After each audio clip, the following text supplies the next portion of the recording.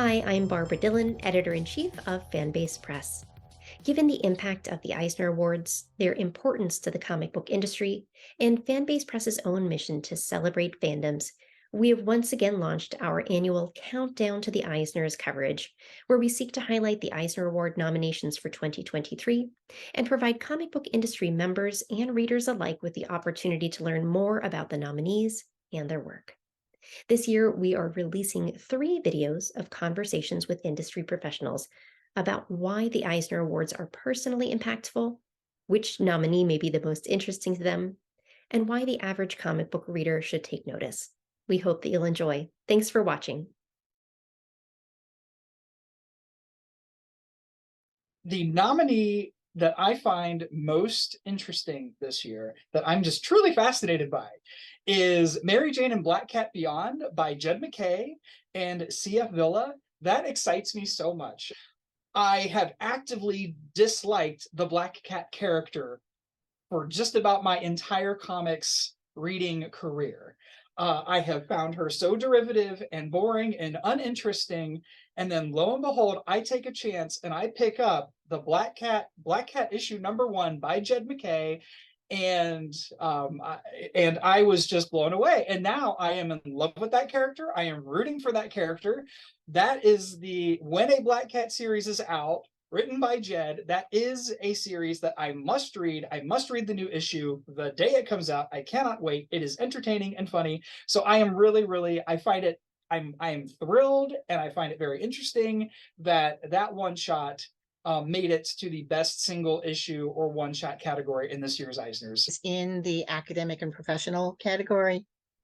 And this is Teaching with Comics and Graphic Novels by Tim Smith. It stands out to me because it's about K through 12 education, and very, very seldomly do we actually see works about using comics in like elementary or middle or high school classrooms. What he did with this book is what I wish I could have done during my 11 years as a school librarian. Very seldom does that get nominated for anything or represented anywhere. It's kind of like this low key, we kind of think it's happening, it's sort of happening. But this category is usually like very higher ed, academic-y, and words most people are never going to read and understand, right? I love those books, I do. But it's great to see something with much wider appeal get nominated and get recognized. I really want this to be out there for a lot of teachers to read. And you don't have to be English teachers. You can be history. You can be journalism. You can be just about anything and use comics in teaching. And that's basically what Tim is getting across here. The breadth and depth of the children's awards. So you've got your kids, younger kids, you've got teen awards. And I noticed this year, without giving away my personal favorites, there's so many great titles to choose from. And I think even just having that nomination, it's so great for the industry and for especially children's books that's where you get a lot of controversies. And I would be excited if any of the titles won. And I think, just like I said, having that nomination would elevate all of them. So I'm just excited really that there's this much of a selection. I'm a big fan of the limited series category, mostly because all of our lives are very busy, and it's so nice to get to experience something from beginning to end.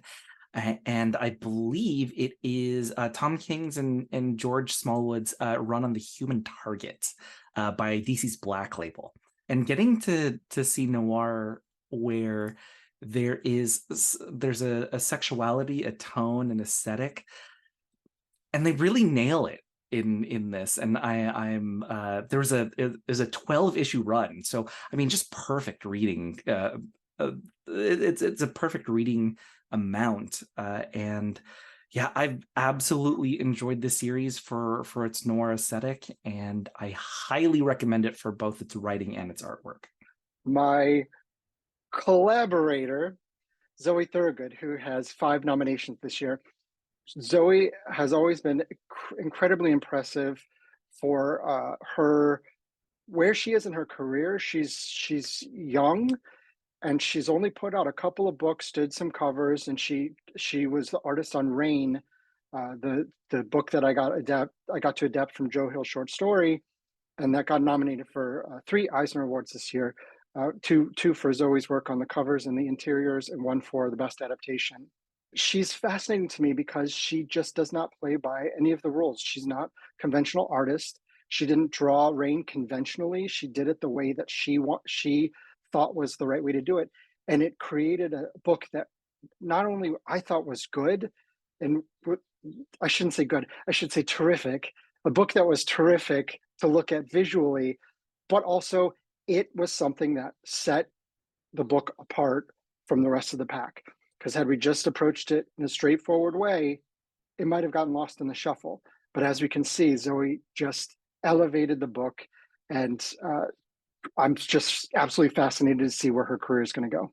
I'm very interested that horror is getting more of a accepted to be in things. I feel like it used to be very much that horror stories wouldn't get any attention, and now like DC has one out, so that actually is getting a lot of attention and has been for a couple of years. So I'm just glad to see that some things that even within comics were the kind of like, yeah, that's over there and we're not going to talk about them, is starting to get more recognition. David Booher, who got nominated in 2 different categories for 2 different books for writing. One was for best humor publication, and the other was for best adaptation from another medium.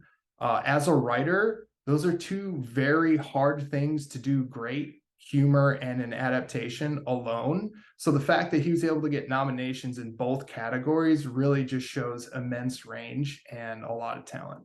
The most interesting nominee for me this year is Ripple Effects. Full disclosure, I'm part of that team. Ripple Effects by Jordan Hart. This is such a fabulous read. I had to go and buy it in print so that I could just pore over it and take time to read the essays after each of the 5 issues that were collected in the print form. They're nominated for the best digital in the best digital comic category. The story itself is fascinating and a wonderful, cool take on what it is to be a superhero. But just the idea of people having health issues, things that people don't notice. The fact that it forefronts diabetes and hidden illnesses in the superhero genre, I think is unique and very exciting. I am myself a diabetic, so seeing a superhero who is a diabetic and everything that he goes through as he's trying to do good in the world, it just really touched me very, very deeply. And so, yeah.